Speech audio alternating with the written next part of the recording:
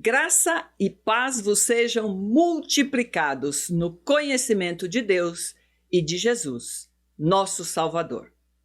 Este é um canal que foi criado para ensinar as verdades da palavra de Deus e para que elas possam chegar até os confins da terra.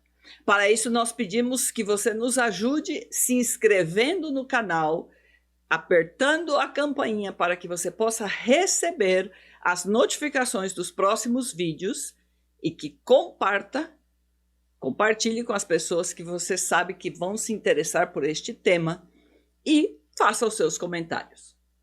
Nós, na semana anterior, começávamos um tema extremamente rico em significado para a vida dos cristãos.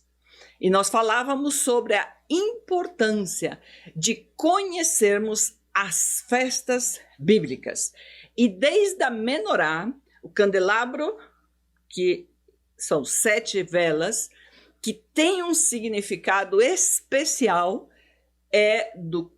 da presença de Deus, da iluminação do Senhor para aquele ambiente onde ele se encontra. Ele também nos dá aqui a condição de podermos classificar as 7 festas bíblicas. Também comentávamos que Levíticos, capítulo 23, ele estabelece que estas são festas de Jeová, ou as festas do Senhor. Muitos atribuem estas celebrações a festas dos judeus, mas a Bíblia contempla que estas festas levam o nome de festas do Senhor, ou as festas bíblicas, porque a Bíblia vai relatar uma agenda de Deus e ela vai se mover dentro do calendário que está estabelecido utilizando os tempos assignados por Deus para cumprir cada uma destas festas. Então, as festas Moed, que são as festas do Senhor, em verdade elas falam de um festival. E elas estão assignadas na palavra para que fossem realizadas em um tempo específico. Em Gênesis, você vai encontrar que ele estabeleceu o sol e a lua como luminares para governarem o dia e a noite, e também colocou as estrelas como luminares aí. E isto ele estabeleceu para que pudesse ser reconhecido por Deus, pelos homens, os tempos. Então, quando nós falamos em lua nova, quando nós falamos em primavera, quando nós falamos em verão, quando nós falamos em outono, em inverno, isto tem a ver com as estações do ano que se cumprem segundo o calendário e segundo as luas e segundo a saída e entrada do sol. Isto é algo que foi estabelecido por Deus, não para judeus, senão para todos os que vivemos na terra, debaixo deste céu. E isto é o que nós queremos que seja entendido. Nós o que vamos estar estudando é o significado de cada uma destas festas como um ensino pedagógico, como uma forma de fazer pedagogicamente uma demonstração utilizando, sim, elementos como pão, como vinho, como cordeiro, como pão sem fermento, como uma erva amarga, ou como uma maçã, um mel, um candelabro.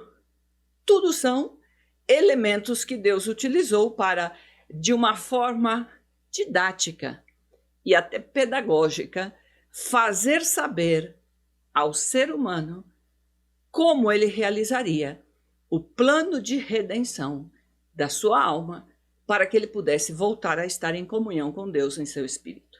Então, nós falávamos que são 7 as festas que estão em Levíticos, capítulo 23, você vai encontrar aí na palavra de Deus a descrição de como deveriam eles celebrar estas festas, e isto deveria ser feito de forma perpétua, ou seja, deveriam fazer isto todo o tempo, desde quando foi estabelecido. E a primeira dela é a Páscoa. Depois é a festa dos pães asmos. E a terceira é a festa das primícias. Estas três primeiras festas, elas também são chamadas das festas da primavera. Depois nós temos a quarta festa, que é a festa dos Pentecostes, que é a festa do verão. E terminando com outras três festas, que são a de trompetas, Yom Kippur e Tabernáculos, são também assignadas como as festas de outono.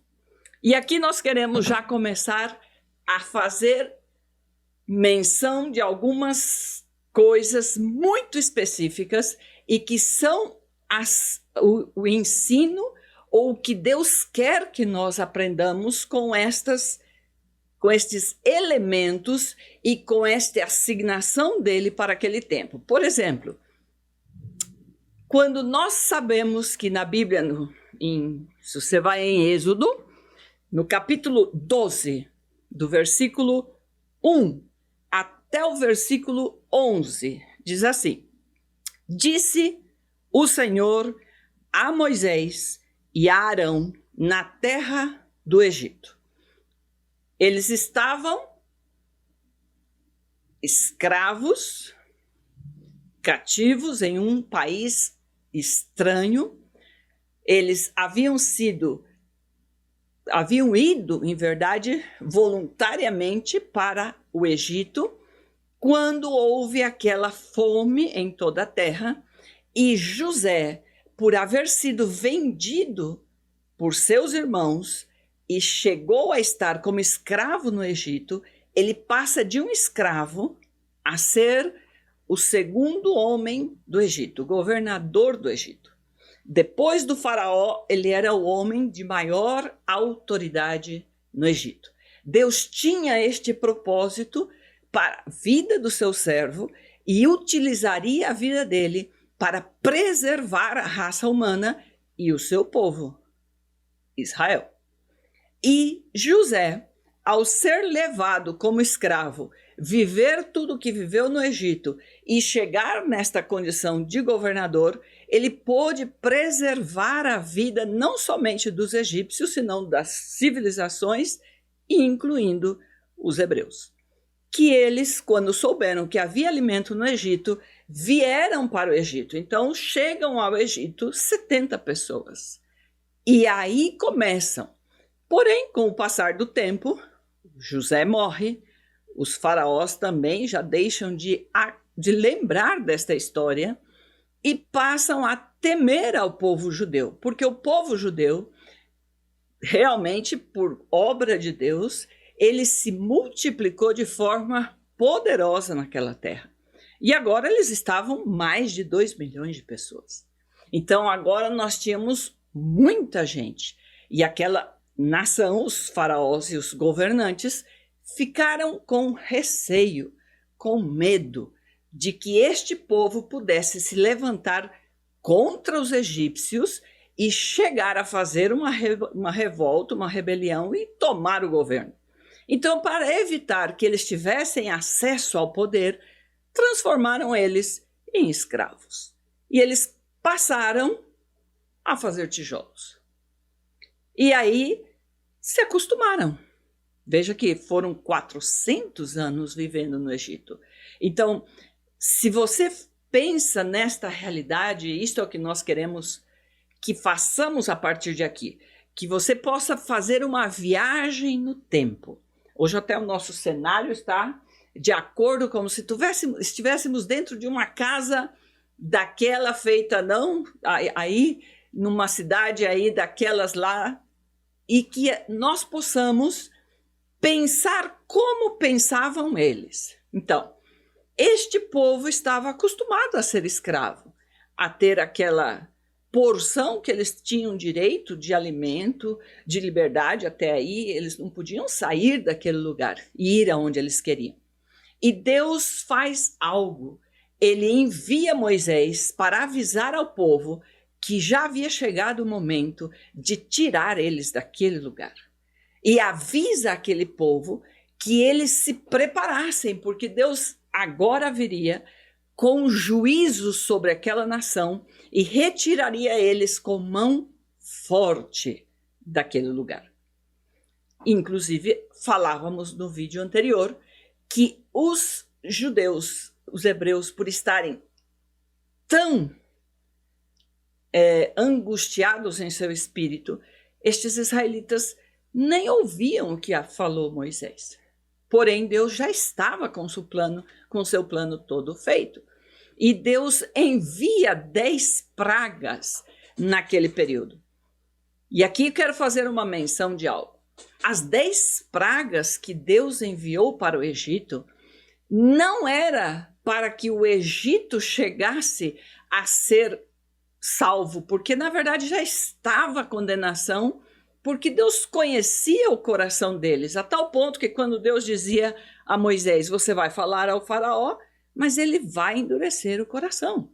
Então Deus utiliza esta dureza do coração do faraó para, através disto, mostrar o seu poder para despertar um povo que se havia esquecido do seu Deus. Por estarem tantos anos, séculos, num país totalmente distante das suas raízes, de um país que não conhecia os costumes que eles estavam acostumados pela forma de viver e pelo temor que eles tinham a Jeová, agora eles estavam totalmente misturados com a cultura e, infelizmente, com a idolatria do Egito. Então, as pragas do Egito, em verdade, elas foram um instrumento de Deus, aonde Deus sim executou o juízo, mas Deus poderia haver feito esse juízo em um só dia, exterminado todos do Egito, tirado o povo dele, até se quisesse manter ele aí, daria mais bem a terra para ele. Pero não, Deus o que queria era chamar a atenção do seu povo. E aqui nós queremos fazer um alerta para a Igreja de Cristo. Talvez nós tenhamos muitos cristãos comentando que as catástrofes mundiais que nós vemos, que sim se assemelham, talvez em um momento oportuno nós vamos fazer o entendimento das 10 pragas do Egito com o que nós estamos vivendo como mundo nos dias de hoje. E vamos entender que Deus está operando o juízo para os que já decidiram endurecer seu coração. Mas todo este tempo que ele está gastando e o que ele está esperando é que o seu povo volte seus olhos para ele e entenda que ele tem a salvação e que ele pode livrá-lo desta injustiça e desta aflição que ele está vivendo. Então, estas muitas catástrofes que nós temos visto, sim, são exatamente similares às que passaram no Egito. E a ideia de Deus é que o seu povo entenda que está chegando o momento dele voltar. E ele precisa que o seu povo se volte para ele e abandone os rituais do velho homem. E aqui então nós chegamos a este momento, quando já era a 10ª praga.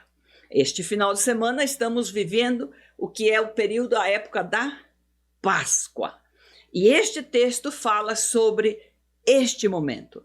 A Páscoa está relacionada com a 10ª praga do Egito. Guarde isto, porque nós vamos precisar disto para as 3 festas que vamos estar entendendo: Páscoa, pães asmos e primícias.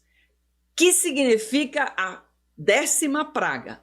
Era quando Deus mandaria um anjo que mataria aos primogênitos de todas as casas que não tivessem o dintel e os arcos da sua casa passados aí com o sangue do cordeiro que deveria morrer naquele dia. Este, entre aspas, ritual, este sinal deveria estar naquela porta daquela casa e estas pessoas deveriam estar aí dentro, as famílias deveriam estar reunidas aí dentro para que o primogênito desta casa não fosse morto por este anjo da morte que passaria naquela noite, naquele lugar. E aí a orientação de Deus para o seu povo é para que naquele tempo eles fizessem o seguinte, aí começa o nosso texto em Êxodo capítulo 12, versículo 1 até o 11. Ele disse: o Senhor a Moisés e a Arão na terra do Egito: este mês vos será o principal dos meses, será o primeiro mês do ano. Então aqui Deus estabelecia que começariam a contar os meses para terem um ano. Aqui começava, ok? E aqui ele disse: falai a toda a congregação de Israel, dizendo: aos 10 deste mês, cada um tomará para si um cordeiro, segundo a casa dos pais, um cordeiro para cada família. Guarde isto também. Nós falávamos que era importante saber que esta era a 10ª praga, que morreriam os primogênitos de uma família que não tivesse o sinal do sangue na porta, e que agora diz que deveria haver um cordeiro que deveria ser morto. E aí no versículo 4 do capítulo 12 de Êxodo disse: mas se a família for pequena para um cordeiro, então convidará ele o seu vizinho mais próximo, conforme o número das almas, conforme o que cada um puder comer.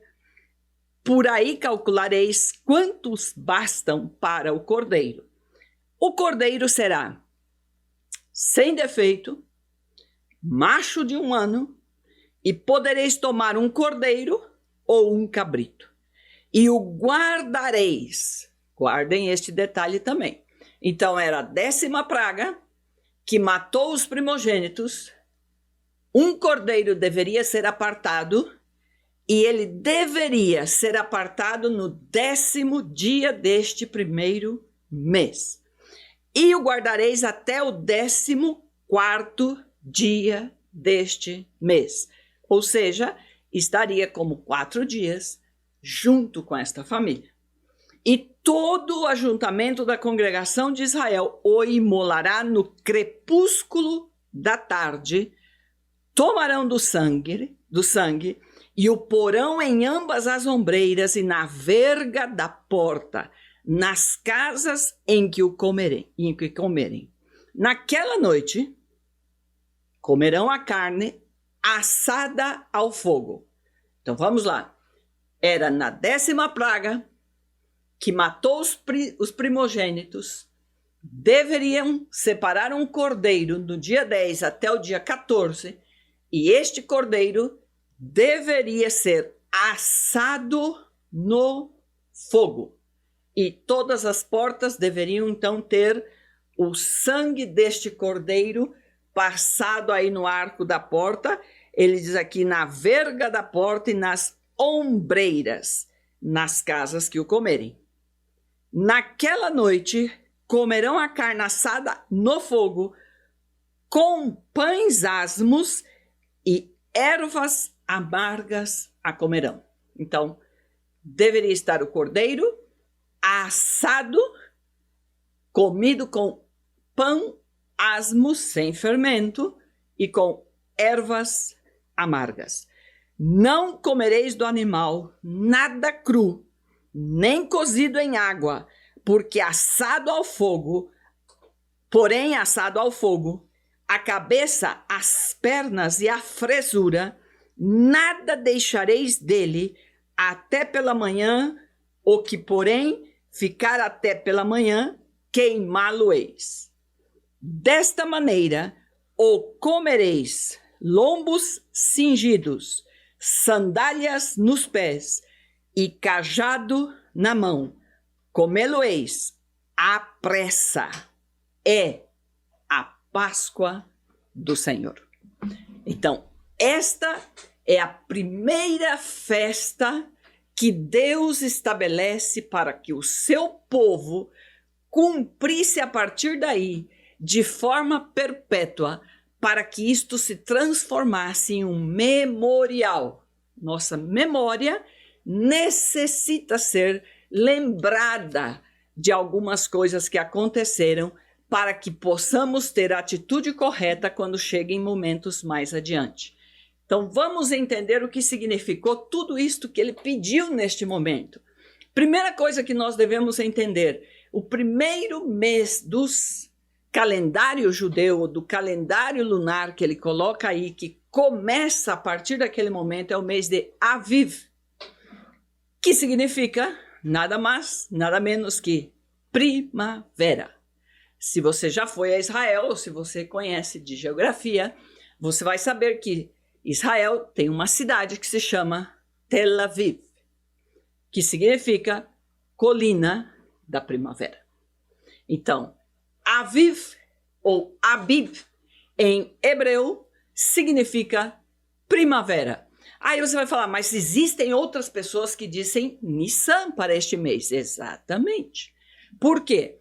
Como este povo deixou de estar como um povo judeu somente, com o passar do tempo, eles estiveram em cativeiros na Babilônia. Na Babilônia se falava o aramaico.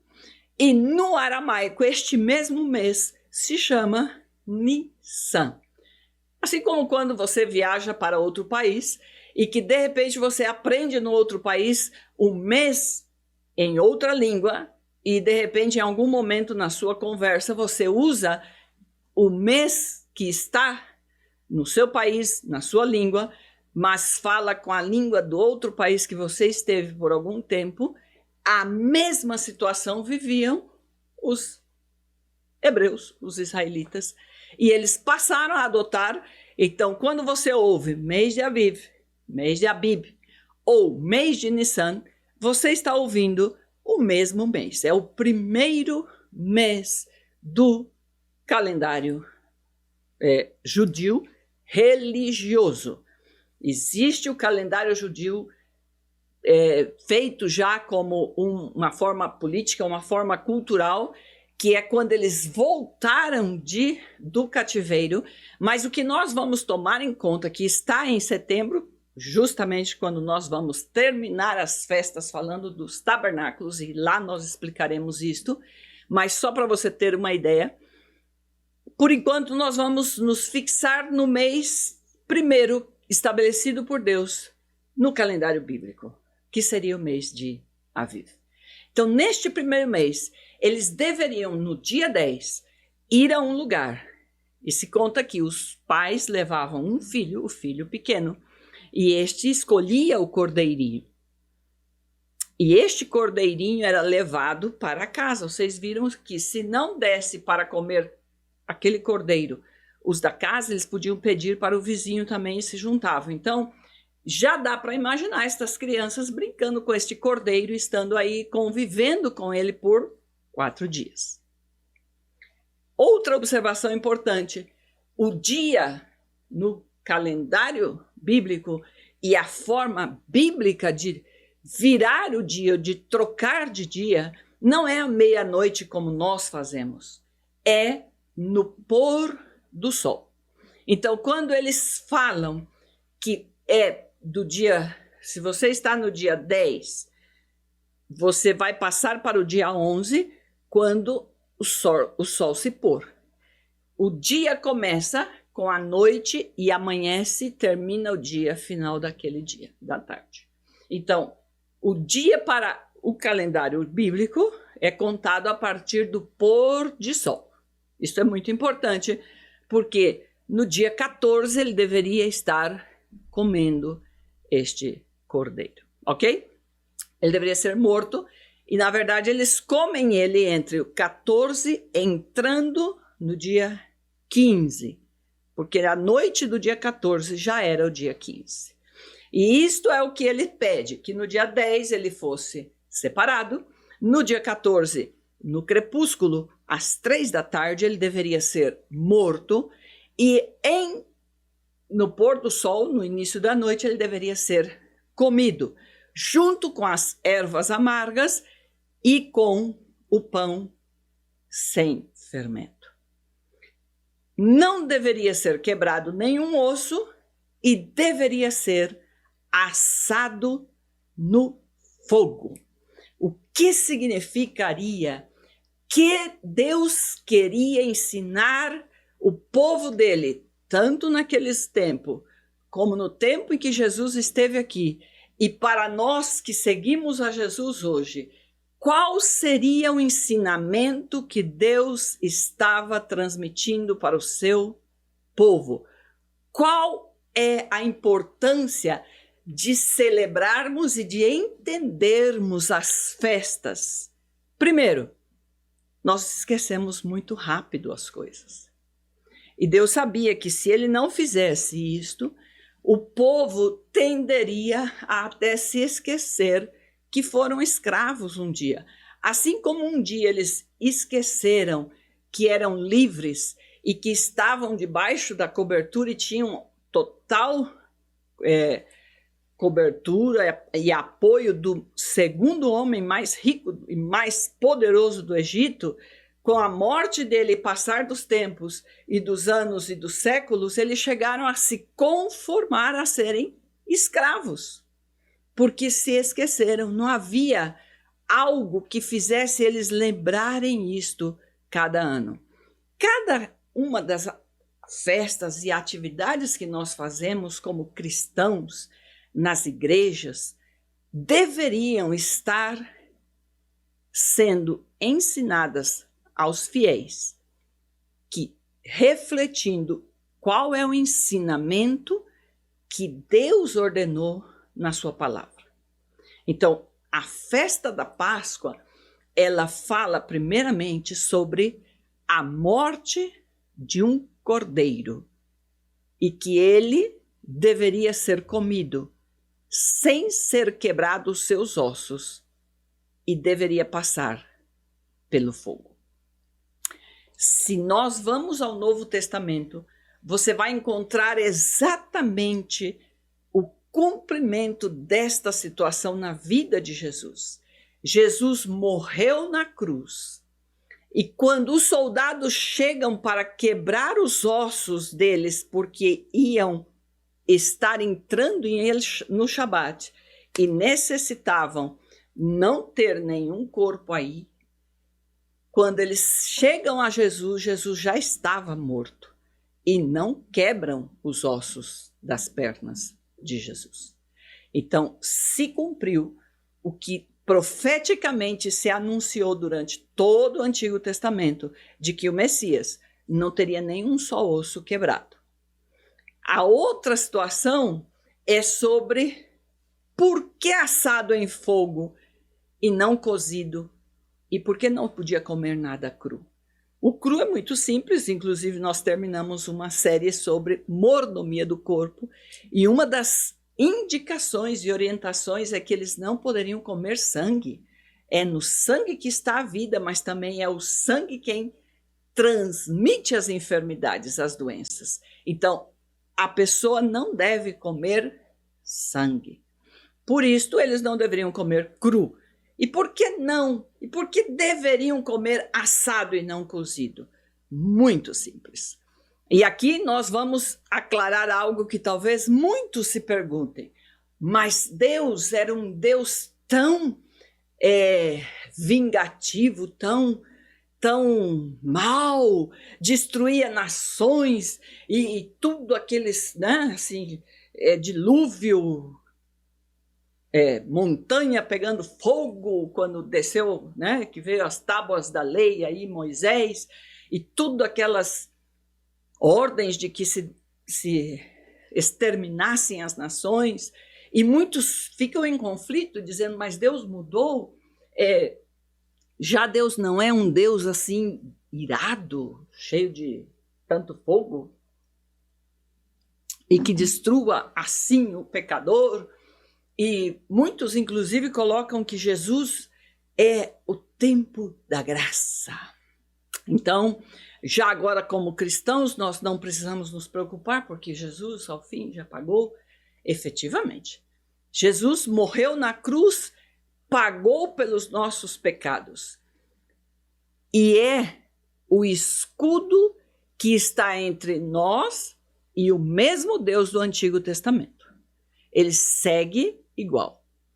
E sim, a Bíblia está em muitas oportunidades lembrando ao povo que Deus é um Deus que se chama fogo consumidor.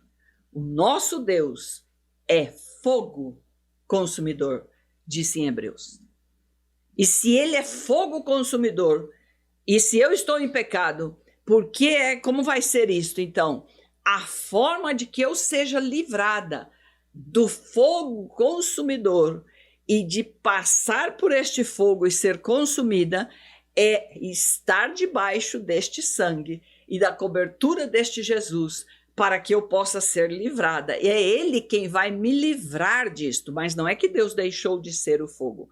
A Bíblia diz em 2 Pedro, que Deus virá e Ele vai desfazer o sol, a lua, as estrelas e tudo com fogo. Então, se Deus é fogo consumidor e se quem está aqui não cumpre com seus princípios e anda em desobediência, está assignado para ser condenado e cair em juízo quando ele venha, o que nos vai livrar é este sangue que foi derramado na cruz. E este sangue vai produzir a nossa proteção para que eu possa ser livrada deste fogo. Por isto, o cordeiro deveria ser comido assado.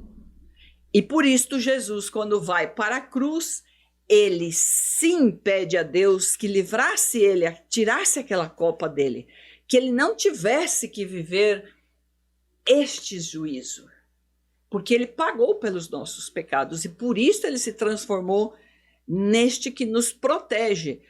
Deus segue igual, mas quem nos garante esta proteção é Jesus. E ele fez isto passando ele pelo fogo para que eu possa ser livrada. Então, Deus utiliza estes símbolos, estes elementos desta forma para ensinar o seu povo de que Jesus é o Messias, é o Cordeiro Pascal, e que através deste sacrifício eu sou livrada deste fogo. Também ele diz que quando matassem o cordeiro, deveriam pôr este sangue nas portas. Se você analisa, como dizíamos no começo, eles deveriam estavam como judeus ou como israelitas dentro do Egito, e estando em Egito, eles adaptaram suas vidas e tiveram nas suas vidas costumes egípcios. Uma das costumes que os egípcios tinham era colocar nas portas, nos umbrais, nas ombreiras da sua porta, inscrições de proteção de ídolos egípcios. E quando Deus manda eles passarem por aí o sangue do cordeiro, ele estava dizendo, vocês vão cobrir com este sangue, que a partir daqui é o único que vai dar proteção para vocês, porque estes deuses egípcios não podem proteger vocês. Então, passar o sangue aí significava que eles tinham que renunciar à idolatria egípcia e a estarem confiando nestes santos, nestes ídolos. Por isto, Deus teve que fazer todo aquele trabalho com as 10 pragas para que eles pudessem entender que nenhum destes ídolos teve suficiente poder para livrar eles de qualquer prejuízo, de qualquer doença, de qualquer granizo, de qualquer gafanhoto, mosca, piolhos, úlceras, nada. Nenhum destes ídolos teve poder para poder livrar os egípcios destas pragas. Deus mostrando que ele era superior a eles para proteger ao seu povo. Então Deus necessita que o seu povo entenda que estes elementos que ele utilizou como símbolos naquele momento foram cumpridos em Jesus.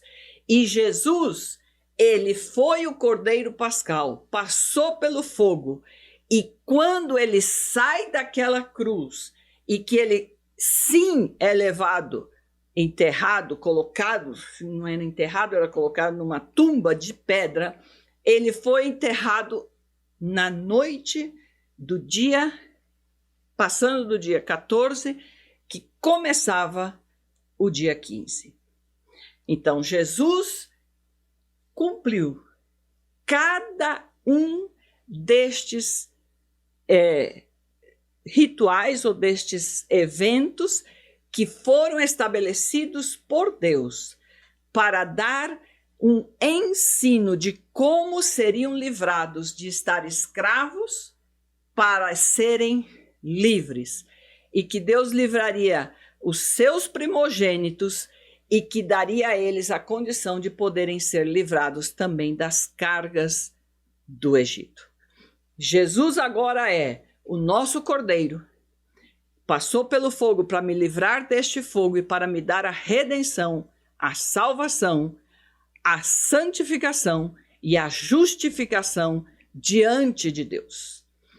Nós agora vamos a entender o segundo aspecto desta festa que nós devemos observar, é que ela não era somente um ritual naquele tempo, não somente foi um cumprimento como uma profecia que se cumpriu através de Cristo, quando ele esteve como Cordeiro Pascal na cruz, mas que isto reflete para a igreja cristã dos nossos dias também uma realidade.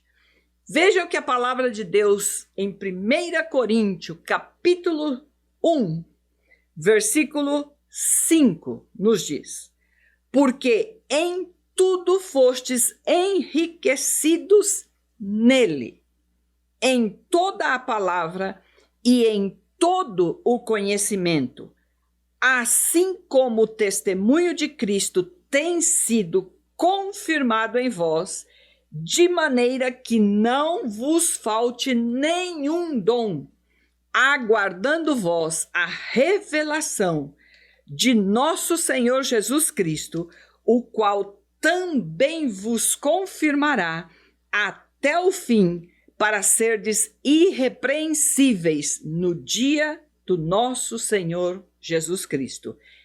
Fiel é Deus, pelo qual fostes chamados à comunhão de seu Filho, Jesus Cristo, nosso Senhor. Em 1 Coríntios, capítulo 1, do versículo 5 ao versículo 9. Agora veja o que ele diz aí no mesmo capítulo 1 de 1 Coríntios, no versículo 30 ao 31. Diz assim: mas vós sois dele em Cristo Jesus, o qual se nos tornou da parte de Deus sabedoria, justiça, santificação e redenção, para que, como está escrito, aquele que se gloria, glorie-se no Senhor. Com isto, nós terminamos de entender o contexto da necessidade que nós, nos dias de hoje, como cristãos, devemos sim conhecer como procedia, como foi ensinado por Deus desde o tempo dos hebreus lá no Egito, nos israelitas, Qual foi a forma como Deus estabeleceu a Páscoa? Cada um destes elementos que já entendemos, que foram cumpridos em Jesus, a partir daquela ceia com os discípulos, Jesus transforma o cordeiro que deveria ser comido assado, as ervas amargas daquela escravidão passada, aquele pão sem fermento que eles deveriam comer, e a forma, inclusive, apressados, já vestidos como para sair de viagem, o que não é normal para a cultura do povo oriental estarem assim. Para eles, o alimento, a mesa é algo muito sério. Jamais eles poderiam fazer isto de pé. Eles se sentam, eles se lavam, são 4 horas a celebração desta Páscoa. Mas Jesus, quando se transforma neste pão sem fermento, por ser o que desceu do céu sem fermento, sem pecado, quando ele se transforma neste cordeiro que passa pelo fogo da ira de Deus para que eu seja livrada, quando ele, porque durante todo este período, desde o Egito até chegar no cumprimento com Jesus, a igreja ou os israelitas cumpriam a Páscoa e celebravam, mas eles vieram como que atualizando estes rituais e foram aumentando coisas. Estavam outros elementos que falavam de que eles agora eram livres, de que eles já estavam em Canaã, de que eles já tinham um novo começo quando construíram o templo, incluíram um ovo, e todos são elementos que todos significavam que isto veio avançando. Jesus, naquela noite em que ele foi traído, ele tomou o pão, partiu, e ele entregou este pão partido para os seus discípulos e disse: comam, este é o meu corpo, que vai ser partido por vocês. No momento em que você pega um pão e você come este pão, não existe cientista no mundo, médico no mundo, que se eu dissesse, por favor, retire esse pão do meu corpo, ele conseguiria fazer. Este pão se transformou parte do meu corpo. Jesus, da mesma forma, comeu um pedaço daquele pão que ele partiu e compartiu com todos. Por isso fomos chamados à comunhão com seu filho. Jesus, naquele momento, ele sai do lugar de sem pecado e entra como assumindo todo o pecado da humanidade para ele. E ele dá a que aquele que aceite ele como seu Senhor e Salvador e que receba esta graça, assim, desta salvação, possa agora ser encontrado diante de Deus sem pecado, por isto justificados. E o pão demonstra que tudo aqueles rituais, todos aqueles elementos da festa aí, de todos esses elementos que eles compartilham, agora estava aqui. Já eu não preciso matar um cordeiro no dia 14 do mês de Nissan. Eu posso, inclusive, pelo que a mesma Coríntios diz, cada vez que eu me reúna com os irmãos, eu poderia compartilhar isto como um memorial. Isto não se transforma no corpo de Cristo, é uma memória que eu faço. É um pão que eu posso comer, fazendo memória de que Cristo pagou pelos meus pecados e ele morreu no meu lugar e ele foi estraçalhado. Do mesmo modo, diz que ele tomou o vinho, que em verdade era uma bebida fermentada de uma forma específica, porque existem muitas contradições sobre a questão da bebida alcoólica, mas era uma bebida que é David. E ele tomou este vinho e ele entrega aos seus discípulos da mesma forma, dizendo: bebam. E ao beber este, passa a mesma coisa. Ele se transforma parte do seu corpo. Não existe como separá-lo. E ele disse: este é o meu sangue, que é derramado por vocês. cumprindo o último dos elementos que agora, através desses dois elementos, como cristãos, nós podemos representar o cumprimento desta festa, de que Deus é o nosso Cordeiro Pascal. Ele ha sido morto e ha sido dilacerado pelos nossos pecados. E também o sangue que ele verteu é o sangue da nova aliança e que me abre caminho para que eu possa receber dele todas as bênçãos que ele quer me entregar. O pão e o vinho são os elementos que os cristãos utilizamos para fazer memória de que um dia ele veio, morreu, mas que ele volta para nos buscar. Que Deus te bendiga, te abençoe, em nome de Jesus, nome que é sobre todo nome.